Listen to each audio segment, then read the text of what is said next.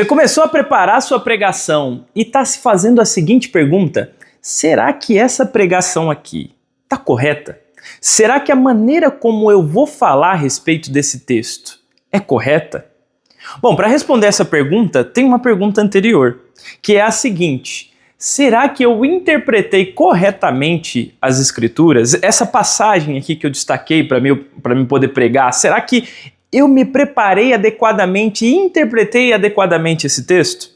Bom, eu quero aqui então te dar 3 passos para que você possa conseguir transpor essa dificuldade que muita gente tem na hora de preparar as suas primeiras pregações. Os 3 passos vão te ajudar a interpretar o texto sagrado sem cometer grandes erros no caminho. Perceba que a primeira regra que eu gostaria de pontuar para você é a seguinte: quando você for ler as Escrituras Sagradas e for se deparar com o texto sagrado, você precisa se perguntar qual que é o gênero literário desse texto bíblico. Por que você precisa fazer isso? Porque repare que, a depender do gênero que nós estamos lendo, nós teremos diferentes abordagens. Como eu disse, a gente está fazendo isso constantemente no nosso dia a dia. Você pega uma bula de remédio para ler. A maneira como você se aproxima dessa bula de remédio, a maneira como você lê ela, é uma maneira totalmente diferente da maneira como você lê um gibi, por exemplo. Você não vai ler um gibi com a mesma seriedade com que você lê uma bula, e vice-versa. Você não vai ler uma bula de remédio com o mesmo descomprometimento que você lê um gibi. Então, a depender do texto em que você está lendo, você precisa de abordagens diferentes, perguntas diferentes. E isso vai mudar tudo na dinâmica da sua interpretação desse texto. O segundo passo é você se perguntar qual que é o contexto histórico desse texto. Por que que isso é importante? Porque repare que cada texto é fruto de um tempo, é fruto de uma época. Se a gente fosse redigir uma carta para um familiar que mora nos Estados Unidos, por exemplo, e nessa carta a gente estivesse contando das últimas experiências que a gente viveu, a gente estivesse falando de uma compra que fomos fazer no supermercado, a gente fosse falar de como foi abastecer o carro num posto de combustível, e no meio dessas histórias você vai perceber que vai ter elementos que são peculiares a esse tempo que nós estamos vivendo. De repente, você vai dizer que você se assustou quando chegou no supermercado e viu na prateleira o preço do café. Você se assustou muito porque há pouco tempo atrás você pagava menos da metade do valor que ele está agora. Você vai dizer que se assustou com o preço dos combustíveis. Enfim, e quem recebe essa carta lá vai se perguntar o que essa pessoa está vivendo lá no seu país que é muito diferente daqui. E alguém que vai ler essa carta muitos anos depois vai perguntar qual que era o tempo, o que a gente estava vivendo, por que você abordou essas questões. Perceba aqui que eu usei aqui como exemplo uma carta. E se você está com um gênero literário que é uma carta de Paulo, uma carta de Pedro, essas são perguntas relevantes a se fazer. Qual é o contexto histórico em que essa carta foi escrita?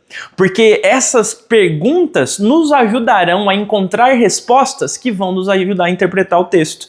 O texto bíblico, então, tem diferentes gêneros literários. Temos evangelhos, temos textos históricos, temos poesia, temos cartas, e dentro desses gêneros nós precisamos saber qual que é o contexto histórico em que aqueles gêneros foram escritos.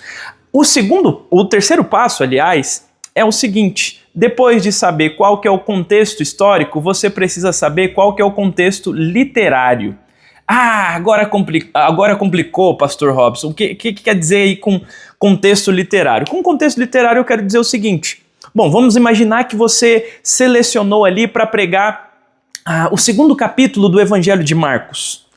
Você não vai de jeito nenhum pregar o 2º capítulo do Evangelho de Marcos sem antes ler o 1º capítulo.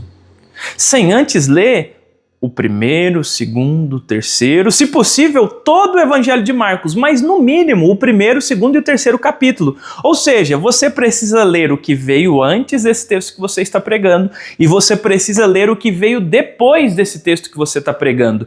Por quê? Porque de repente existem elementos ali nesse texto que você vai pregar, existem dúvidas que serão suscitadas durante a sua leitura, durante a sua interpretação desse texto, que podem muito bem ter sido respondidas anteriormente, no texto passado, no capítulo passado, ou podem ser respondidas logo depois. E aí, por isso eu disse que é importante ler o livro todo, se você conseguir aí durante o tempo que você tem de preparação, porque ao longo do Evangelho, ao longo daquele livro, carta, pode ser que lá no final ele vá trazer respostas para perguntas que ele fez lá no início.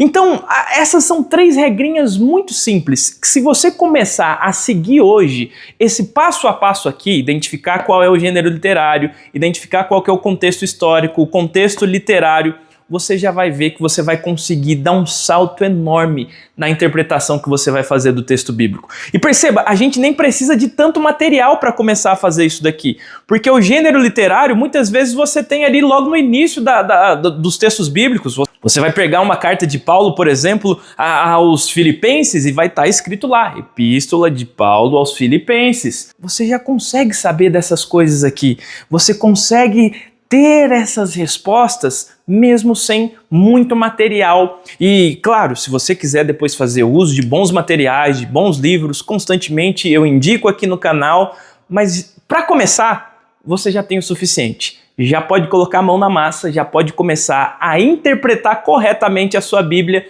e aí depois você vai conseguir responder a pergunta: será que eu estou pregando certo? Bom, se você interpretou corretamente o texto sagrado, muito provavelmente você também pregará corretamente esse texto.